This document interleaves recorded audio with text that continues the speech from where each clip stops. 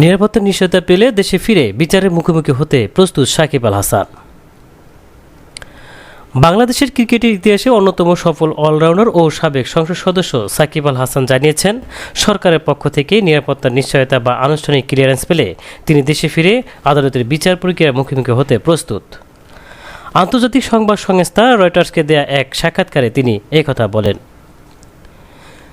শ্রীলঙ্কায় একটি ফ্রাঞ্চাইজি লিগে অংশ নেওয়ার সময় টেলিফোনে দেয়া সাক্ষাৎকারে সাকিব আল হাসান বলেন, সরকার যদি আমার নিরাপত্তার নিশ্চয়তা বা ক্লিয়ারেন্স দেয় তাহলে আমি দেশে ফিরে আদালতের বিচার প্রক্রিয়া সহ যা যা করণীয় সব করতে প্রস্তুত।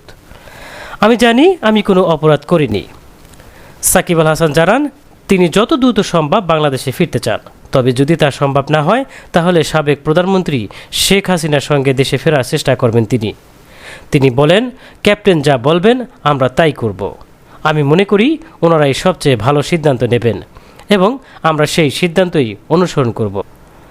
সম্প্রতি ভারতের নয়াদিল্লিতে শেখ হাসিনার ভার্চুয়াল সংবাদ সম্মেলনে অংশ নেওয়ার বিষয়ে কথা বলেন সাকিব আল হাসান।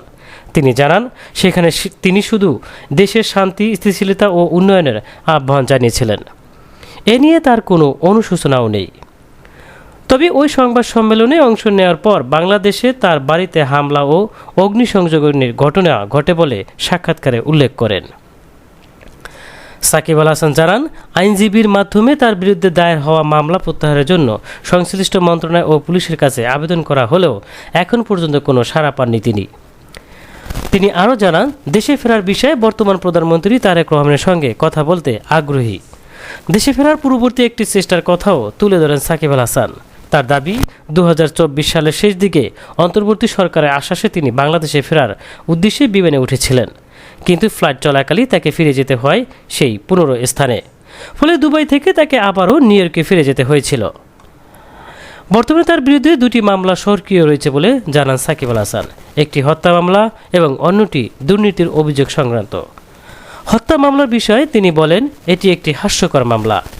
যেদিন ঘটনাটি ঘটেছে সেদিন আমি টর্নেডোতে ক্রিকেট খেলেছিলাম। তিনি আরও জানান, এখনও এ মামলার কোনো আইনজীবী নিয়োগ করেননি তিনি। এছাড়া প্রায় 1.5 বছর ধরে সব ব্যাংক হিসাব স্থগিত রয়েছে বলে অভিযোগ করেন সাকিব আল হাসান। তিনি বলেন, আমি গত 10 বছর ধরে দেশের সর্বোচ্চ করদাতাদের একজন। তদন্তের প্রয়োজনে সব তথ্য দিতে প্রস্তুত আমি, কিন্তু তদন্তে কিছু না পাওয়া গেলে আমার ব্যাংক হিসাব দ্রুত সচল করা উচিত বলে আমি মনে করি। সাক্ষাৎকারে আবেগঘন কণ্ঠে সাকিব আল হাসান বলেন, গত প্রায় 2 বছর ধরে তিনি বাংলাদেশে থাকা বাবা মার সঙ্গে দেখা করতে পারেননি, এমনকি তার বাবা মাও দেশ ছাড়তে পারেননি বলে জানান তিনি। দেশে ফেরা বিচার প্রক্রিয়া মুখোমুখি হওয়া এবং জাতীয় দলের হয়ে ঘরের মাঠে বিদায়ী সিরিজ খেলার ইচ্ছা পোষণ করেন সাকিব আল হাসান। তবে সবকিছু পূর্ব শর্ত হিসেবে তিনি সরকারের পক্ষ থেকে নিরাপত্তার নিশ্চয়তা ও প্রয়োজনীয় প্রশাসনিক অনুমতির উপর গুরুত্ব দিয়েছেন। এদিকে তার বক্তব্য ঘিরে রাজনৈতিক ও ক্রীড়া অঙ্গনে নতুন করে আলোচনা শুরু হয়েছে।